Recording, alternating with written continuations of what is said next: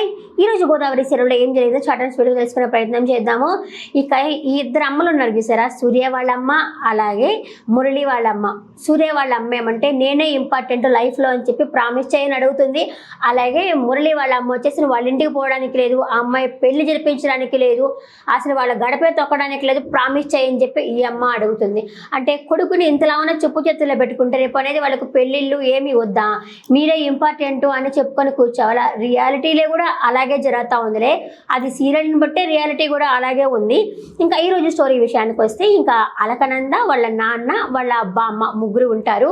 అలకనంద అంటుంది, ఇప్పుడు చూసారా మేనత్త మనస్తత్వం తెలిసిపోయింది, ఆమె ఎప్పుడు అంతే ఇలాగే గోలగోల చేస్తూ ఉంటుంది అని చెప్పనేసరికి వాళ్ళ నాయనమ్మ ఉండేసి అలా అనద్దమ్మా, ఆవిడ నీకు మేనత్త చిన్నప్పటి నుంచి నిన్ను ఎత్తుకొని పెంచింది, నువ్వు వాళ్ళ కొడుక్కి పెళ్ళం అవుతామని చెప్పేసి నీకు చాలా సేవలు కూడా చేసింది, అలా అనద్దు, ఎలా అయినా అత్త కదా అని చెప్పనేసరికి వాళ్ళ నాయన కూడా ఉండేసి లేదు ఆవిడకి కోపం అంతేగాని మనసులో అయితే ఆవిడకి ఏది ఉండదు, ఇప్పుడు చూడు పెళ్ళికి రాకుండా పోతుందేమో అని నాకు బాధేస్తున్నది నాకు అని చెప్పి తను చాలా బాధపడుతున్నాడు. అతనికి కూడా రక్త సంబంధంలో అక్క అంటే కూడా చాలా ఇష్టమే తనకి ఉంది, చాలా మంచిది అని కూడా చెప్తున్నాడు. అంటే అమ్మాయి మా అక్క వచ్చేసి పెళ్లి చేసుకోలేదని ఒక కోపమే కానీ మా అక్క మనసు చాలా మంచిది అని చెప్తుంటాడు. అదే సమయానికి అక్కడికి మురళి కూడా వస్తాడు.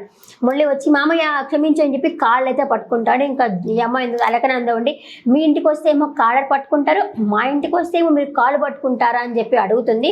ఎందుకైతే నటిస్తున్నారు అని చెప్పి అంటుంది. ఇది నటన ఏం కాదు అన్నందు, ఇది ప్రేమ అనేసి అంటాడు. నిజంగా అబ్బాయి చాలా మంచోడబ్బా, ఇది ప్రేమ అని చెప్పి అంటాడు. అనేసరికి వాళ్ళ నాన్న ఉండేసి నీ మీద నాకేం కోపం లేదురా అని చెప్పేసి వాళ్ళ నాన్న అంటాడు. వాళ్ళ అమ్మమ్మ కూడా అంటుంది నీ మీద ఏం కోపం లేదు, మీ అమ్మ మీదే, మీ అమ్మ కూడా అది కూడా పెళ్ళికి రాకుండా పోతుందేమో అనేసి బాధే అని చెప్పి ఇద్దరు అంటారు. నువ్వు అయినా సరే నువ్వన్నా సరే దగ్గరుండి పెళ్లి జరిపించాలిరా అనేసరికి అది ఈ అమ్మాయికి నచ్చదు, నందుకైతే నచ్చదు. అబ్బా నా పెళ్ళి అతని ఎందుకు దగ్గరుండి జరిపించేది అని చెప్పి అనుకుంటుంది. అంతలోపల వాళ్ళ నాయనమ్మ ఉండేసి అంటుంది ఏంటి నా మనవడేమో పెళ్లికి పనికిరాడు కానీ పెళ్లి పనులకు కావాలా అనేసరికి అక్కడ ఈ అమ్మాయికి కోపం వస్తుంది. నందుకి కోపం వచ్చి అవసరం లేదు, నీ మనవడిని నీవే కొంగి గట్టుకో, మాకైతే పర్లేదు, అసలు నా పెళ్ళి జరిపించబోతే జరగదా ఏంది అని చెప్పేసి కసేపుంటా అక్కడి నుంచి వెళ్ళిపోతుంది. ఇంకా అతను అంటాడు, వాళ్ళ నాన్న అంటాడు నందు మాటలేం పట్టించుకోబాకమ్మా అంటే నేను లేదులే మామయ్య నేనేం పట్టించుకోను, ఆ అమ్మాయి కసినా నవ్వినా కూడా నాకు ఆనందమే, ఎప్పుడు అంత ఆనందంలో ఉన్నాను కాబట్టి నేనేం పట్టించుకోలేదులే, ఎలా అయినా చూడు మామయ్య కాకర్ల వాళ్ళు నా సత్యనారాయణ పెళ్ళి కూతురు పెళ్ళి భలే ధూమ్గా చేసేస్తాను అని చెప్పేసి అయితే ఆయన అయితే చెప్తాడు.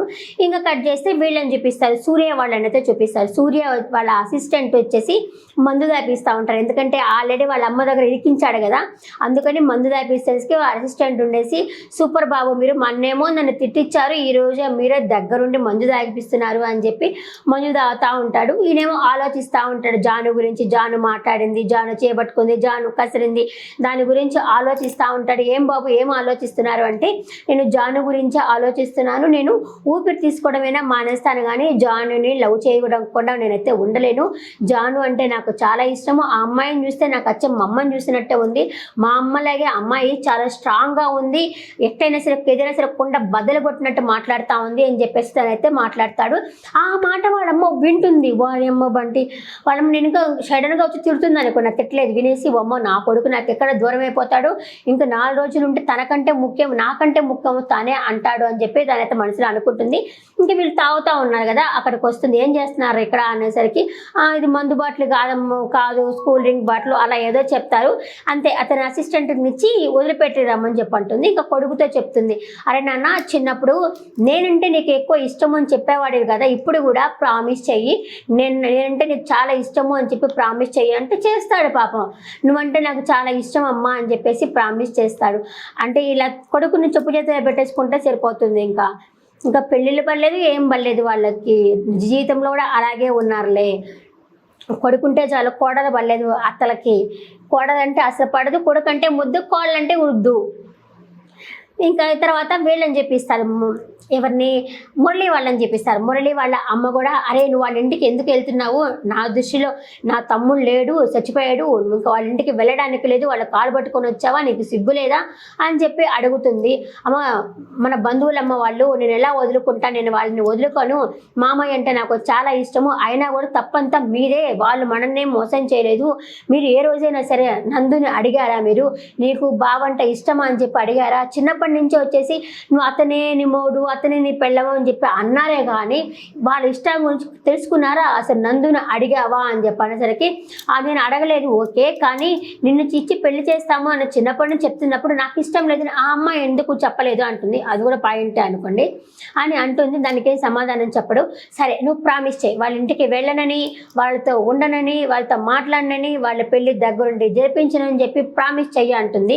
అంటే నేను చేయనమ్మా, నాకు నువ్వు ఎంత ఇంపార్టెంట్ అలాగే మా అమ్మాయి కూడా నాకు అలా ఇంపార్టెంట్. ఇప్పుడు నందుదేముంది, పెళ్లి చేసుకొని వెళ్ళిపోతుంది, కానీ మామయ్య మాత్రము సూపరు, అతను నేనైతే వదలలేను, అతనే నువ్వెంత ముఖ్యం, నాకు అతను కూడా అంత ఇంపార్టెంట్ అని చెప్పి తనైతే చెప్తాడు. నువ్వు కూడా మర్చిపోయి అతని పెళ్ళికి రామ్మా అని చెప్పంటేసరికి నేను నా గొంతులో ప్రాణం ఉండగా నేనైతే పెళ్ళికి రాను అని చెప్పంటుంది. ప్రామిస్ చేయమంటే చేయడు, ఎందుకు చేయలేదు, అమ్మని ప్రామిస్ చేయమంటే చేయమంటే నేను చేయనమ్మా అని చెప్పంటే ఇది మాత్రం సూపర్ ఈ అబ్బాయి. కానీ అక్కడ సూర్యనే వాళ్ళ అమ్మకు ప్రామిస్ చేస్తాడు, నువ్వే ఇంపార్టెంట్ అంటే మేబీ ఇంకా సూర్యతో జానుకి పెళ్లి జరగదనుకుంటా, ఎందుకంటే అతను అమ్మ కూర్చి కదా, భయపడతా ఉంటాడు కాబట్టి పెళ్లి జరగదని నేను అనుకుంటున్నాను. మీరు చూస్తుంటారు కదా, తమిళ్లో చూస్తుంటారు కదా, ఒపీనియన్ని కమెంట్ సెక్షన్లో కమెంట్ చేయండి. ఇక నెక్స్ట్ ఇక్కడ జాను ఏడుస్తూ ఉంటుంది, ఫీల్ అవుతూ ఉంటుంది, నాన్న అంత మాత్రం అన్నారు వీళ్ళు, ఎవరు పట్టించుకోకుండా వీళ్ళు తింటా ఉన్నారు అనేసి ఫీల్ అవుతూ ఉంటుంది. ఇంకా వాళ్ళ నాన్నగారు కూడా వచ్చేసి ఏం జాను అలా ఉన్నావు, అన్నం తింటురా అమ్మ అని సరదాగా అయితే మాట్లాడతాడు. మనం ఇంకా రేపటి ఎపిసోడ్లో చూడొచ్చు, వాళ్ళ నాన్న పోయేసి అతను ఎవరి దగ్గర, సింహ దగ్గర తోట గురించి మాట్లాడతాడు.